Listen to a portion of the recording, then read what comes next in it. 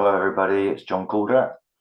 I'm going to talk to you about the information we present to farmers at the end of our surveys. First, I'd like to talk a little bit about some strategic shifts in direction that did take place that ended up with us realizing that our best strategic direction for the project was to line up with the sustainable farming incentive. So farmers would always be in the mix right from the beginning of the project. People know that that's where the hedgerows are on the farms in the main. The Great Big Dorset Hedge was conceived as the name of the project. I'm very happy with that, always have been. And surveys were in the mix too, but not perhaps to the extent that I have brought them into existence now. So a few things to explain. The farmers, those farmers, are they to be chastised for the condition of their hedges, or are they to be cajoled into improving the condition of their hedges? You all know I favour the latter. And early on in my experience with Dorset Climate Action Network, my main purpose of approaching them was to ask them to be a little bit more farmer friendly on the website. There was no need to mention what happened many decades ago in terms of hedges being removed. If they wanted hedgerows across Dorset to be improved, they'd have to win the hearts and minds of farmers, and being negative about farmers was not the way to go.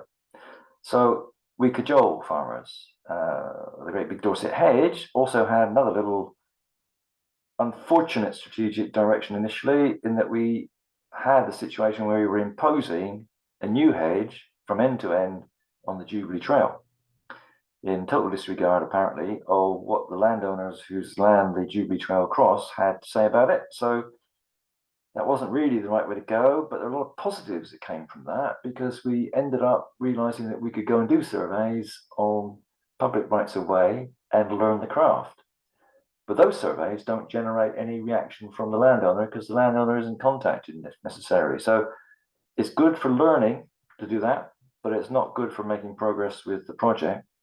The alternative that we realized was that we want a great big project, not a great big hedge, but a great big project supporting every Dorset hedge. So it's still the Great Big Dorset Hedge, but it's actually a project which is all embracing across the whole of Dorset. And then on surveys, well, I think if we look at the head of the Dorset Can website a year ago, you get the impression that the main thing we're trying to do is lots of hedge planting, which would be good to do, and maybe some laying if we could learn to do that.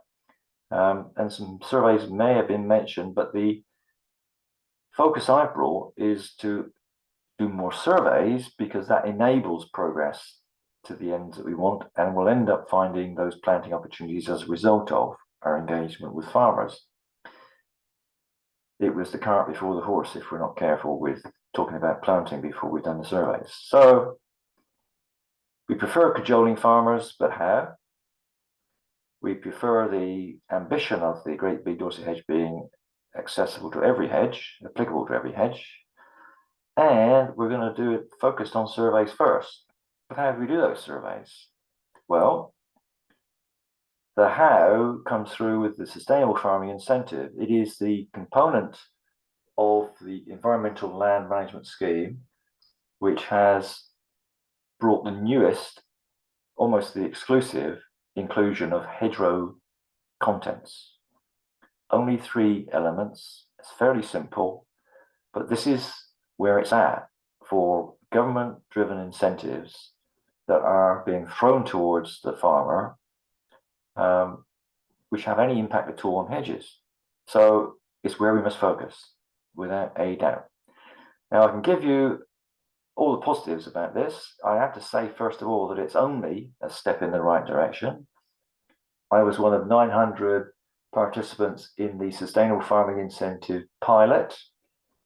That's 900 of us. Well, actually, only 500 had hedgerows in their scheme, but so 500 of us could have been giving DEFRA advice on how to improve the scheme, but DEFRA didn't seek that advice until they thought up a very good idea, having a practitioners work group. So 7 or 8 of those farmers were plucked out of the 500 and put into a practitioners working group, and I was amazingly selected as one of them. They didn't know what was coming. And in amongst them, we had Nigel Adams. So between us, Nigel and I made absolutely sure that the focus of discussion was on Nigel Adams' condition codes and the consequences of what you can do if you've assessed your hedges using that. So we made some progress, but sadly, a lot of the detail is less ambitious than it should be. And equally sadly, the payment rates for the condition assessment are much too low. However, some good things to say about hedgerows in the Sustainable Farming Incentive. The whole incentive, hedgerows and everything else together, gives a applicant the opportunity to get £1,000 management payment annually. It's admitted for the first time by the FRA that joining an environmental scheme is a lot of management time for a farmer. £1,000 will be significant for a small farm and insignificant for a big farm, but it's a gesture. Up to £360 per kilometre of eligible hedge is available annually for people in the scheme. And we'll get into the whys and wherefores of what is paid for which. The other thing that's really good is that it's stackable with other schemes, because we're in a transition from old schemes to these new schemes. And so long as a farmer is not asking for payment twice on the same issue, then you can overlay the SFI component on top of an existing scheme. So that really means that if they want to do the survey, that wasn't something that was in previous schemes. They could enter into the Sustainable Farming Incentive package and include just a hedgerow survey on top of whatever other hedgerow arrangements they've got with their countryside stewardship. But the most important thing, the most important innovation in this scheme is that it's amendable every year. It's only a 3-year scheme, but each year you can be more ambitious. You can do more. And that's really good because some farmers are quite tentative about this, and they will start with a baseline, and when they learn in the first year that it was actually easy to achieve, they could enhance it in year 2 and year 3. It's also giving access to all the capital grants associated with countryside stewardships for things like laying a hedge, coppicing a hedge, planting, including gapping up. Those capital grants were reset in January of this year, which means they're more or less caught up with inflation at that time, which is good. So a farmer knows that if they're going to do it, now's the time to do it. So the pressure's on really to take advantage of this opportunity. And what we're doing is bringing it up the priority list for the farmer because we're making it easier for them. HRW1 is the first action, and it is to assess and record hedgerow condition. We do that for them, and we do more besides because we take an interest in some structural elements that DEFRA don't worry about, and we take a lot of interest in the species content, which again, DEFRA don't take any interest in, surprisingly. The second component is to manage hedgerows through a cutting cycle, which is not part of what we do.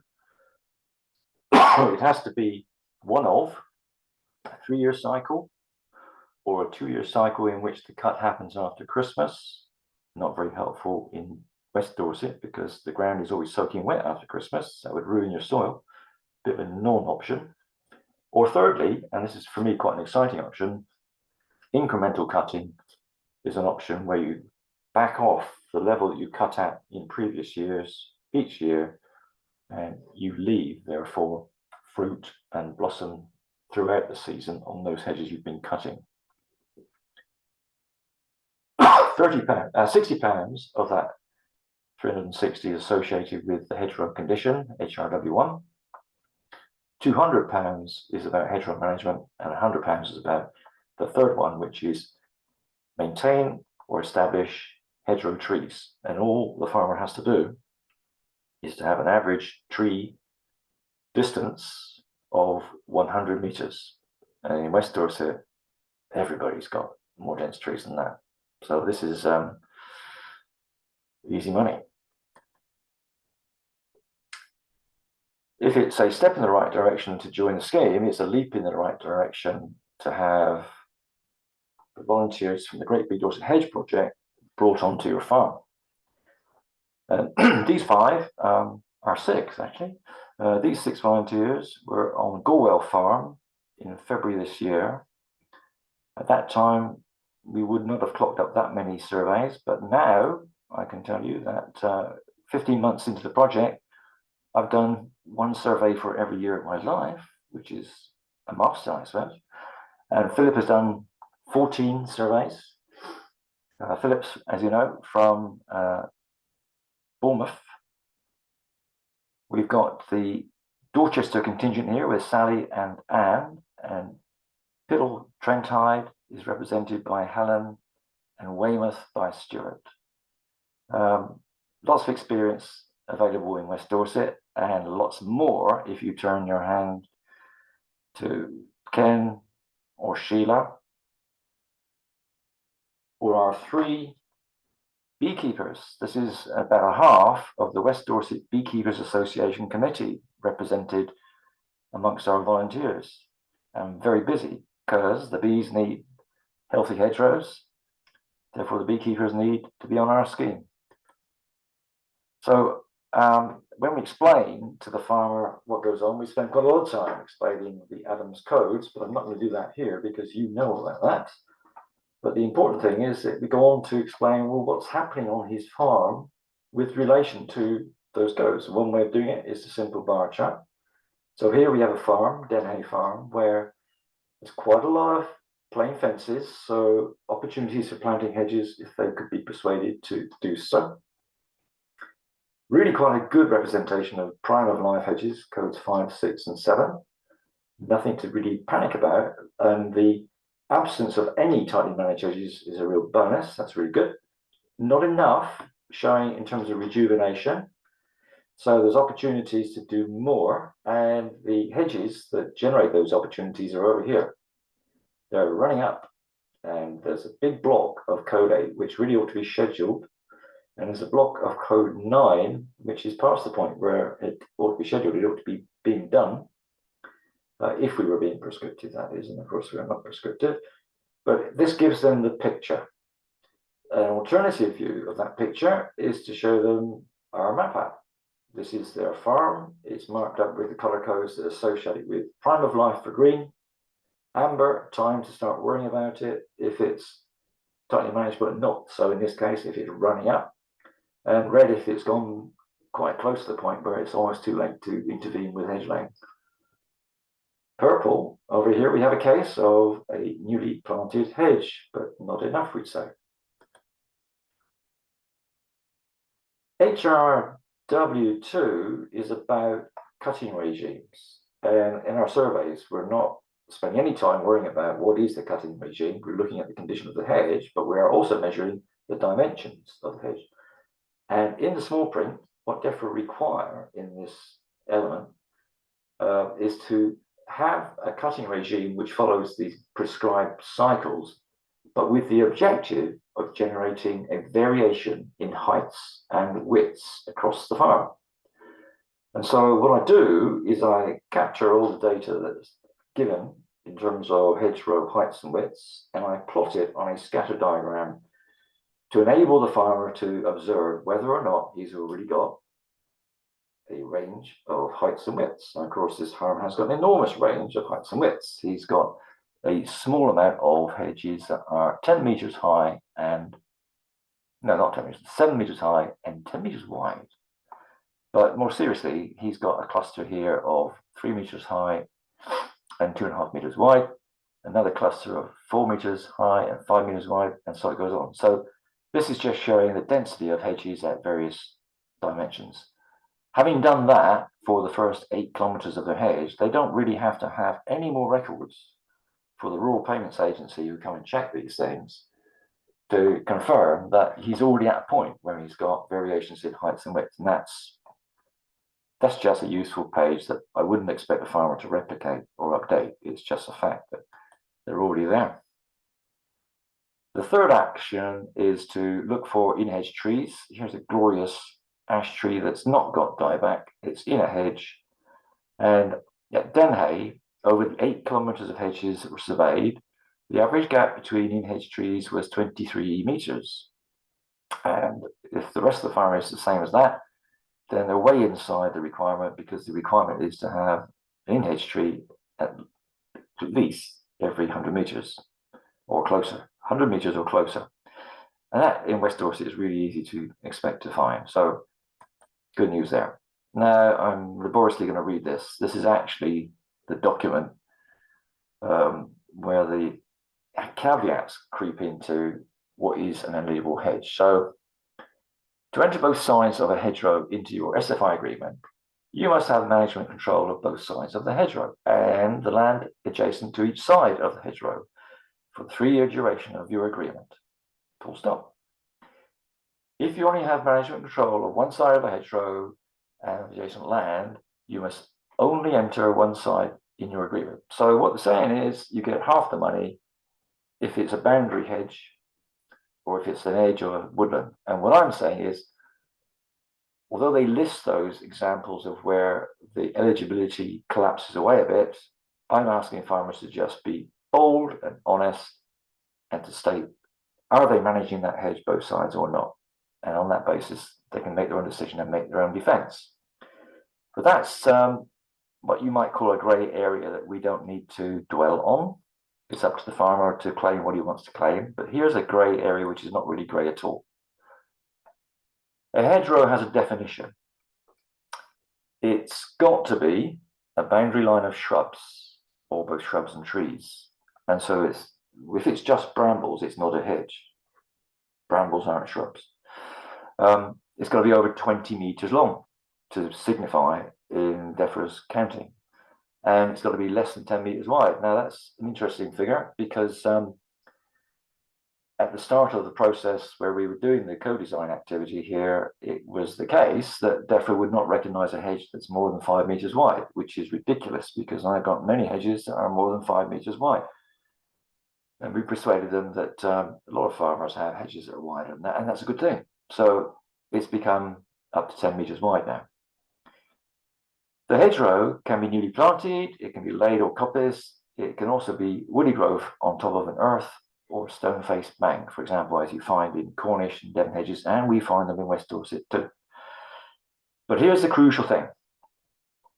There can be gaps, but they mustn't be more than 20 meters long. Or, and this is the crucial one, if it's more than 10% of the whole hedge, there is no payment. There's absolutely no payment. So if the gaps add up to more than 10%, you can only do the actions on the total length of the hedgerow if you'll plant up the gaps during the 3-year agreement. So what this is the most important lever of influence that you're going to come across in the farmed landscape for hedgerows. Farmers in the scheme will not get paid unless they fill their significant gaps with gapping up planting. And that is where the majority of the new planting is likely to go to enable those funds to be fed to the farmers. Worth knowing that.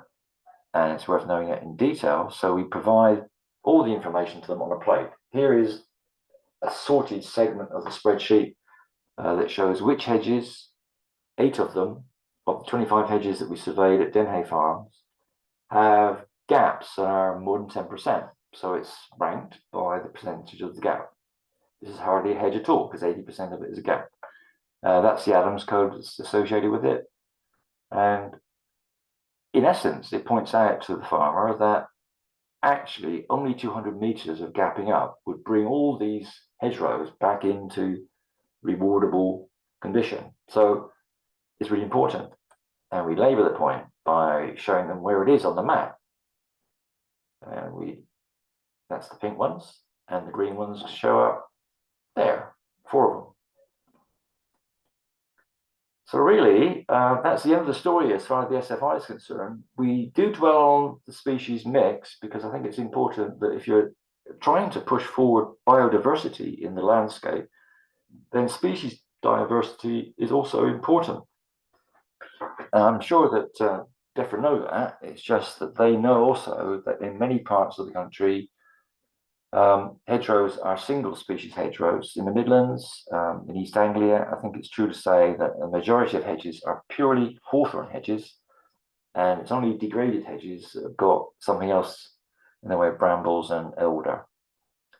And so they couldn't have a consistent package across England if they fussed around what the species content was, which is very sad because they should fuss about this. There should be scope for more money to be paid for more diversity, but not yet. So at the end of presenting these results, and before I dump files of information, electronic files of information on the farmer, I take the time to point out that we've done a lot. I list the survey crews that came to cover this 8 kilometers of hedgerows over a period of actually several visits in this case. I list the fact that I've been doing the survey maps, that there's the data capture that's logged in by me in this case, and that John Blanchard is locked in his office processing information to be able to generate the map and to give me back the lengths of the hedges, which I'm dependent on John to give me. Dropping the survey period was done between May and July 2023. And then I turn that into time. 12 hours in total, because it's really quite a complex, large farm, was spent either creating maps or modifying maps or updating maps based on what was surveyed. 80 hours were spent by people walking those hedges. Typically, that's 3 hours per session per person. And data capture, writing up those results, 10 hours. I probably overestimated the time that John takes to load all this. It was in several patches, so yeah, maybe no, I think 10 hours is right. And then I have understated what it's taken me to analyze that stuff by putting 10 hours, but it ends up with 80 hours on site, 42 hours off site, 120 hours in total, 122 if you can add up. It's a lot of time. So that's the point when it's appropriate to say, we've done 8 kilometers. We might have said we've done 5 kilometers, but up to 8 kilometers has been done. Do they want us to allow them to continue under their own steam, in which case we'll give them some kit to enable them to do that? Or would they like to make a donation to Dorset Climate Action Network, around the figure of £50 per kilometre to bring us back to do either all the rest or part of the rest? And then we give them a package of information once they've made the decision on which way they want to go. If they want to continue under their own steam, then they'll get the PowerPoint presentation, which is largely what I've just shown you. They'll get all the images of what summarizes the condition for the 3 actions. They'll get a series of maps that enable them to uncover which one we're talking about when they look at this really big spreadsheet that summarizes everything. And of course, they get a little sheet that shows them the Adam codes, and they will get the standard Great Big Dorset Hedge survey form, but I've also got for them a short version which focuses exclusively on what they need for the Sustainable Farming Incentive. That is how it's done. So through our surveys, we enable the farmer to take a leap in the right direction by adopting the hedgerow components of the Sustainable Farming Incentive. And that is where we leave it until we move on to